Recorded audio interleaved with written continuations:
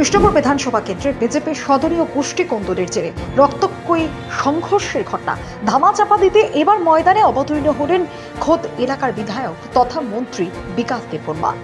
দলীয় কর্মীদের মধ্যে মারপিটের ঘটনার খবর ছড়িয়ে পড়তেই আচমকায় সশরীরে তেলিয়ামুড়া থানায় ছুটে আসলেন মন্ত্রী। লোকসভা নির্বাচনের ভোটের ফলাফল ঘোষণা হওয়ার পর চরম গোষ্ঠী কোন্দলের জেরে প্রকাশ্যে মারপিটে জড়িয়ে পড়ে বিজেপি যুব মোর্চার দুই গোষ্ঠী। ঘটনায় এলাকায় চাঞ্চল্য ছড়িয়েছে। কালকে রাত্রে 10টা সাড়ে 10টার দিকে আমরা ওই কার্তিকদার দোকানে গেছি, টাকা আনতাম, টাকা করতাম, বাপি আমার লগে আসতো। আচ্ছা, তারপরে একটা টাকা লইয়া আমরা ওই রাকেশ দাসের দোকানে গেছি, ঠান্ডা খাইতাম।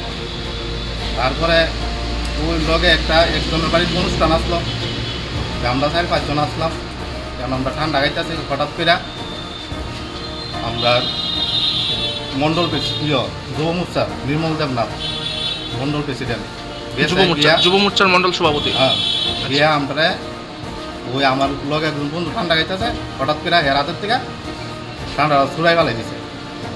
হঠাৎ করে জায়ান দিকে তোরা তাড়াতাড়ি আমরা হঠাৎ করে গেড়ে যাইতাম। আমরা এটা বইয়া ধাক্কা মারছে শরীরের মধ্যে, ধাক্কা মারছে কথা 2-3টা ধাক্কা দিছে, ধাক্কা দিয়ে ধরে লাইছে। আমরা ধরে আমরা মাইট গোল করছে, আসলো লগে আসলো দুজন কর কইয়া দিছে, তো ডাইরেক্ট মাইরা লাগে।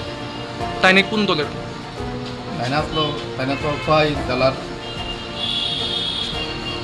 মানে কোন পার্টি করে? তাই না বিজেপি করে। আর আপনারা কোন পার্টি করেন? আপনারাও বিজেপি করেন। কোন বিধানসভা এটা? কৃষ্ণপুর, মানে মন্ত্রী বিকাশ দেববর্মার এলাকায়।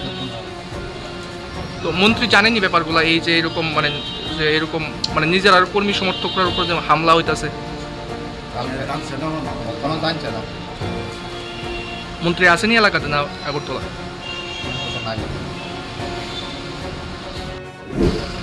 থানাতে তো সবসময় আসি।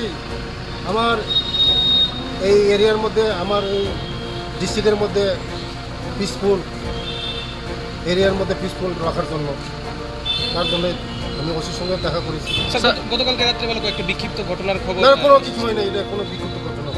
আমার কাছে থানা তো স্যার অভিযোগ করে গেছে স্যার, লিখিত আকারে। আপনার দলের লোক নেই? না, আমার কাছে খবর নেই বিক্ষিপ্ত ঘটনা কোনো খবর।